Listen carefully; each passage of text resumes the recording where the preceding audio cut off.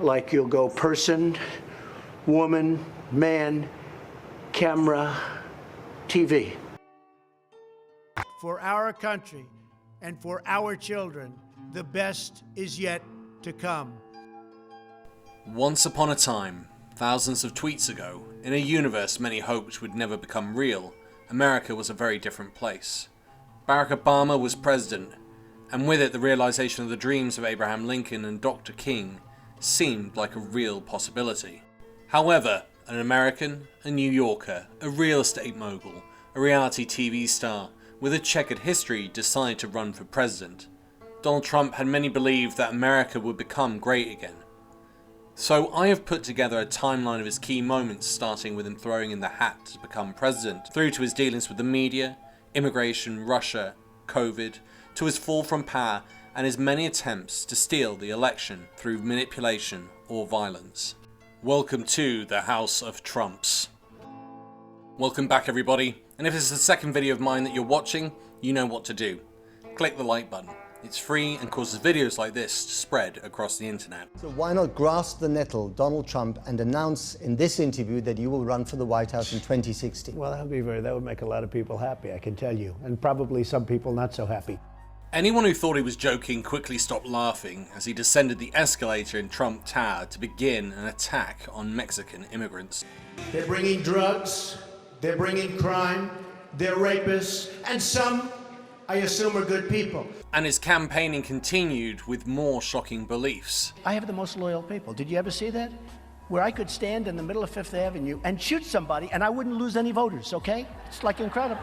It was about America being great again. For Trump, it would not be about building bridges. It would be about separation, division, and building walls. And Mexico will pay for the wall. With a race to the White House, which would reflect his true views. You've called women you don't like fat pigs, dogs, slobs, and disgusting animals. What I say is what I say. When you're a star, they let you do it. You can do anything. Whatever you want. Grab them by the you can do anything. Despite what he said about being a celebrity or about women, the following January, Trump became the 45th President of the United States. This American carnage stops right here and stops right now. His inauguration was followed by a record-breaking Women's March, followed by more protests caused by his Muslim travel ban. He dropped one of the world's largest non-nuclear bombs in Afghanistan, launched missile strikes against Syria, and announced the US removing itself from the Iran nuclear deal, as well as rolling back environmental laws and leaving the Paris Climate Accord. The United States will withdraw from the Paris Climate Accord.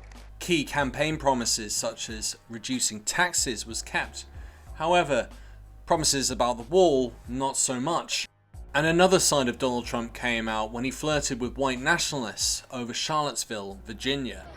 You look at both sides, I think there's blame on both sides, and I have no doubt about it, and you don't have any doubt about it either. With all of this going on, there was an underlying issue that dogged Trump throughout his presidency: Russia. This was about Russian interference in the elections as well as Russian connections to the Trump campaign, even involving a former MI5 agent who claimed Putin was blackmailing Trump due to his adventures in Moscow. The special counsel confirmed that the Russian government sponsored efforts to illegally interfere with the 2016 presidential election. 6 Trump campaign associates were convicted of colluding with Russia. But on top of that, Trump also went out of his way to defend Vladimir Putin. It's not Russia. I will say this, I don't see any reason why it would be. 2018 saw Trump meet Kim Jong-un despite having made threats. North Korea best not make any more threats to the United States. They will be met with fire and fury like the world has never seen. However, his house of cards began to fall with the loss of one of the 2 houses of Congress to the Democrats. His administration was also condemned for separating children of migrants from their parents. Abu Bakr al-Baghdadi is dead. He attacked ISIS, but he also left Kurdish allies exposed in Syria. One of the key roles of the president is to represent America on the international scene. However, he upset traditional allies, but seemed to be able to bond with former aggressors, the one exception being Boris Johnson. The United States, we're working on a very big trade deal, and I think it's going to work out very well. Back at home, he stoked further tension and garnered support from the far right for breaking up a protest over racial justice outside the White House, all for a photo opportunity of him holding a Bible upside down outside a church. This would also be historic because he would become the third president to be impeached and the first but not last of his impeachments, all because he wanted the Ukraine to interfere in the upcoming US election. Our great country and your president have been put through a terrible ordeal. However, he was acquitted by the Republican Senate, although for the first time ever, a senator of the same party as the president voted for impeachment. Then something that no president could deal with, no tweet could stop, not even a conspiracy theory. COVID-19. At least 893,000 Americans have died from COVID, partly due to the lack of action from the president after closing the borders, and also due to the mixed messaging, some of which would cause scientists deep concern. Then I see the disinfectant, where it knocks it out in a minute, 1 minute. And is there a way we can do something like that by injection? All the while, the president continued to hold rallies. Yet again, that you should not congregate in crowds. Until he too caught COVID. He did recover and returned to the White House in a style akin to that of a 1980s action movie.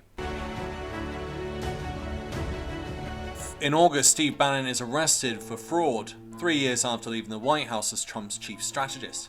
Bannon had used money donated to build the Mexican border wall for his personal expenses. Then came the beginning of the end for the Donald Trump presidency. He had campaigned throughout the COVID pandemic and was to have 75 million Americans vote for him. 66% of voters came out or posted their vote, which was to cause controversy. As far back as August, Trump had voiced concerns about postal voting. And on the day after the election, Trump declares both victory and fraud. This is a fraud on the American public. This is an embarrassment to our country. We were getting ready to win this election. Frankly, we did win this election. It would not be until November 7th, 4 days after the election, that Biden was announced as the next president of the United States. A victory for we the people. We've won with the most votes ever cast on a presidential ticket in the history of the nation. By mid-November, the Trump campaign had started filing lawsuits, and the campaign did not exactly go to plan. A campaign that started on a gold escalator ended at the back entrance of a landscaping parking lot, with bizarre outbursts from Trump supporters. Oh my goodness, all the networks. Wow. All the networks. We have to forget about the law. Judges don't count. To give context, CNN had announced Biden had won, Trump was playing golf at the time, and the Trump campaign was in a parking lot next to a pornography store. By December, the Justice Department stated they'd found no widespread voting fraud, as well as the Supreme Court. Trump would not go down without a fight. He called the Secretary of State of Georgia and pressured him to find votes so that Trump could win Georgia. The next day, the call was leaked. I just want to find 11,780 votes. And there's nothing wrong with saying that, that you've recalculated. Mr. President, the challenge that you have is the data you have is wrong. Now, do you think it's possible that they shredded ballots in Fulton County? Because that's what the rumor is. And also that Dominion took out machines. Dominion is really moving fast to get rid of their machinery. Do you know anything about that? Georgia lawyer Ryan Germany shot that down. No, Dominion has not moved any machinery out of Fulton County. We're having. But have they moved the inner parts of the machines and replaced them with other parts? No. You sure, Ryan? I'm sure. He then threatened them. You know what they did, and you're not reporting it. That's a criminal offense.